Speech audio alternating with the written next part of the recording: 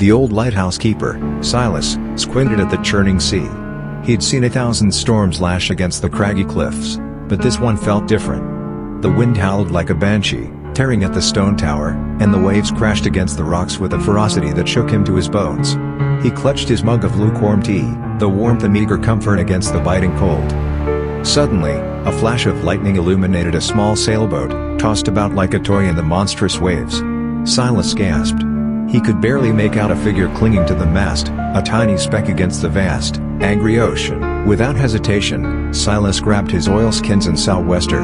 He raced down the winding stairs, the rhythmic clang of the bell a counterpoint to the storm's roar. He launched his small rescue boat, a brave little vessel against the might of the sea. The journey was perilous, each wave threatening to swallow him whole. But Silas, fueled by a lifetime spent battling the elements and a surge of adrenaline, fought his way towards the stricken sailboat. He reached the struggling sailor just as another monstrous wave threatened to capsize the small boat. He hauled the young woman aboard, her face pale and her body trembling. She was unconscious, but Silas knew he couldn't afford to waste time. He wrapped her in a blanket and rowed back towards the lighthouse, the storm seemingly relenting slightly as if in respect of his courage. Back at the lighthouse, Silas tended to the young woman's wounds. He fed her warm broth and wrapped her in thick blankets. Slowly, she regained consciousness, her eyes widening in wonder as she took in her surroundings. She thanked him profusely, her voice weak but filled with gratitude. Her name was Ilara, and she was a marine biologist studying the rare seabirds that nested on the nearby islands.